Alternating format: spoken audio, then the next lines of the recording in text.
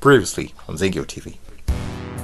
Et j'avais dit, il y a une volonté un peu mesquine de la part de l'État de vouloir porter atteinte au droit de propriété. Ça me paraît curieux, cette histoire. Qu'apprend-on aujourd'hui? Que France Stratégie a une proposition magnifique pour résorber la dette de l'État, que tout le monde, France Stratégie, vous savez, c'est un organisme attaché à Matignon, eh bien tout le monde, que l'État devienne copropriétaire de tous les terrains en France. Je le dis autrement, l'État, eh bien, va devenir propriétaire des terrains, et à ce titre, vous allez verser un loyer à celui-ci.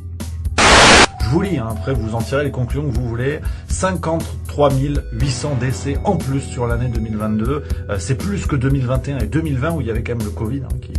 C'était bon, là, ça devait buter tout le monde. Alors bon, l'INSEE, dans le rapport, il y a des bons jeux, là encore, on sait pas pourquoi, on sait pas comment, parce qu'il y avait moins de Covid largement. On nous dit, l'épidémie de Covid-19 a pu entraîner depuis 2020 une hausse des décès en raison d'effets indirects, comme des reports d'opérations, une baisse des dépistages d'autres maladies, etc. Ces impacts éventuels n'ont toutefois pas encore été mesurés. Voilà. Il peut aussi y avoir une interruption ou une pause dans la tendance à la baisse de la mortalité à chaque âge, mais sans qu'il soit encore possible de l'identifier. Voilà.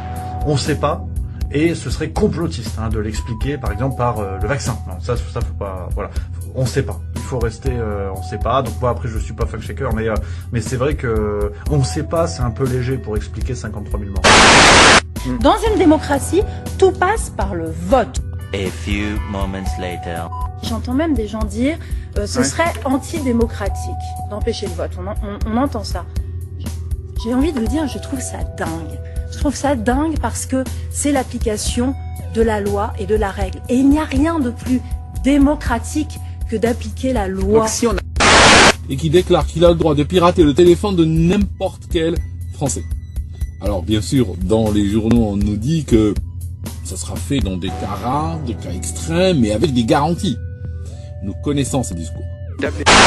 Et on a envie de vous dire qu'être en ce moment dans l'hémicycle avec une espèce de bataille de chiffonniers sur une recevabilité ou non d'amendement nous paraît en total décalage par rapport à l'effroi qui, à mon avis, submerge notre pays quand des enfants sont pris pour cible, quand des enfants sont attaqués et qu'apparemment certains d'entre eux, très jeunes enfants, sont en urgence absolue. Donc ce que nous voulons dire, c'est évident. Will begin operations of the network today with the existing COVID-19 certificate as a global public good. Soon after, we will expand this infrastructure by incorporating other use, such as a digitized international certificate of vaccination. J'en ai vu assez pour me rendre le sommeil impossible. J'ai pris une décision. Je démissionne de mon poste de président de la République.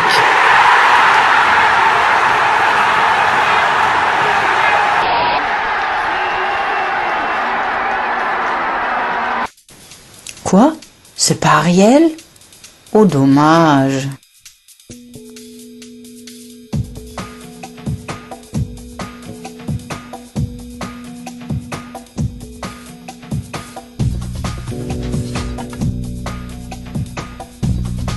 C'était trop beau pour être vrai. Allez, on va aller au droit au but. Avez-vous vu le film Inception? Si oui, vous pouvez rester. Mais pour ceux qui ne veulent pas se faire spoiler, merci d'avoir regardé l'intro. Parlons de la fin. Après plusieurs scènes d'action pour le spectacle, Dom Cobb rentre enfin chez lui et retrouve ses mioches. Il lance la fameuse toupie sur la table et quitte la pièce tandis que la caméra reste fixée dessus. Celle-ci vacille et... fin. Et de ce final sont sortis plein de théories pourraves pour justifier le fait que Dom Cobb est dans la réalité. Bon, on va droit au but, la toupie n'a jamais été son totem, bande de débiles! C'était celui de Mallory Cobb, sa femme, et ça a été dit dans le film en plus.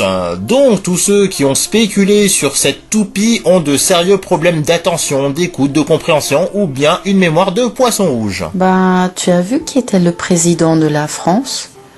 Les gens avaient oublié ce qu'il avait été conseiller de Flamby, puis le ministre de l'économie qui s'est distingué pour son mépris et ses résultats catastrophiques. Ouais bon, ce n'est pas le sujet, mais on est d'accord. Alors, c'était quoi le totem de Dominique? Bah, moi je le sais, hein, mais c'est pour revenir au sujet. C'est pour ça. Lorsque le spectateur devait savoir qu'il était dans un rêve, il portait son alliance. Lorsqu'il ne la portait pas, le doute était permis. Ouais, mais à la fin, il ne la porte pas, donc ça veut dire qu'il est pas dans un rêve ? Eh bien non. Bah, il ne la porte pas. Et donc ? Bah, il est dans un rêve. Ça, tu me fais penser à tous les picousés qui persistent encore aujourd'hui dans leurs bêtises en traitant les non-pic-pic d'anti-science. Eh oh, c'était gratuit là comme insulte.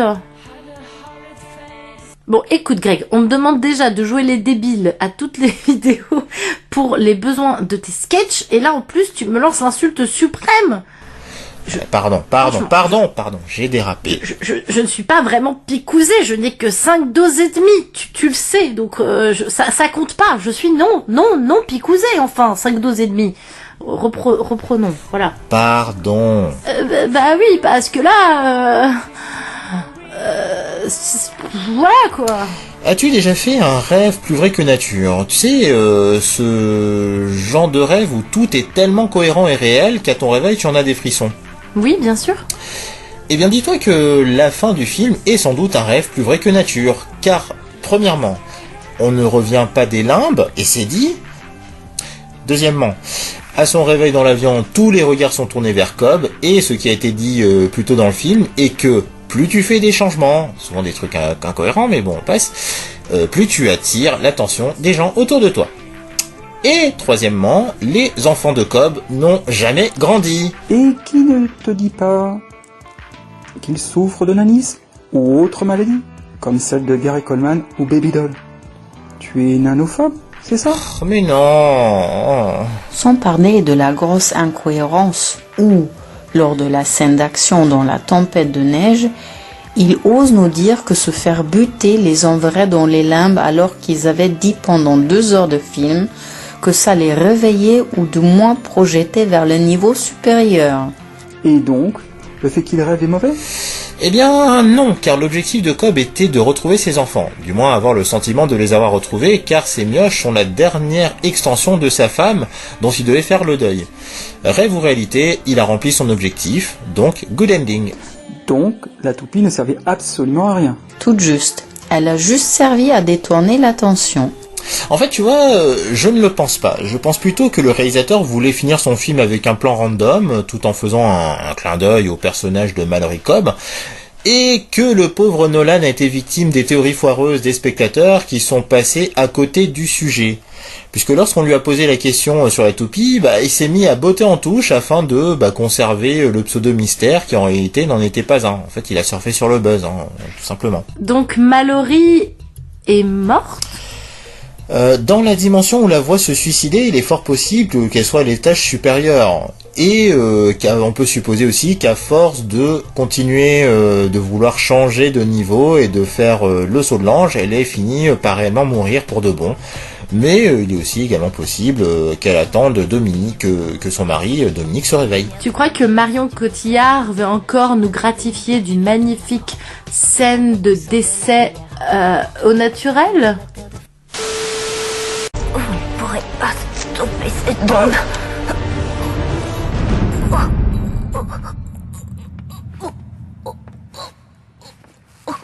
Ok, coupé.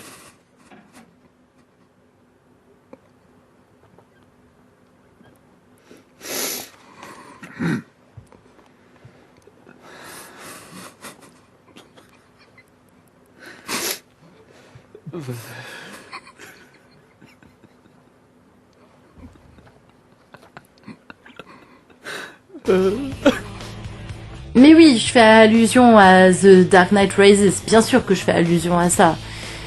J'adore ce mème. Peu probable vu que Inception est sorti avant. Mais bon, selon moi, Inception est le genre de mauvais film porté par de très bons acteurs. On vous avait parlé du cas de la prélogie Star Wars, où un bon scénario aurait pu compenser le mauvais jeu des acteurs. Ouais, on a eu ni l'un ni l'autre. Bon, là, on a un mauvais film porté par de très bons acteurs qui jouent bien leur rôle. C'est simple, lorsque j'ai enfin vu ce film après avoir été sollicité pour le regarder, Au bout de 15 minutes, j'avais compris la conclusion et espéré très très fort que les 2 heures suivantes n'allaient pas être du remplissage avec une conclusion à la con. Bingo! Quand les personnages crevaient et se réveillaient, puis se réveillaient encore dans un rêve, je m'étais dit, ouais, à tous les coups, il allait tellement loin dans cette expérience qu'il a fini par perdre un lien avec la réalité.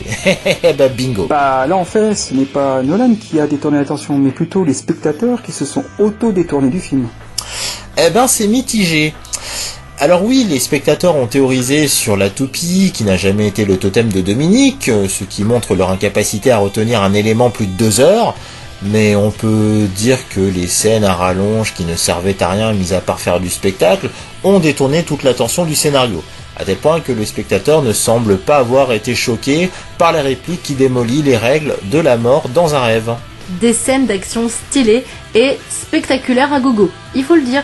À l'instar des Matrix Reloaded et Revolutions, où on a limite délaissé le scénario. Pourtant Matrix c'était tellement bien. Mais voilà, on a complètement laissé le scénar de côté pour de longues scènes d'action plutôt stylées.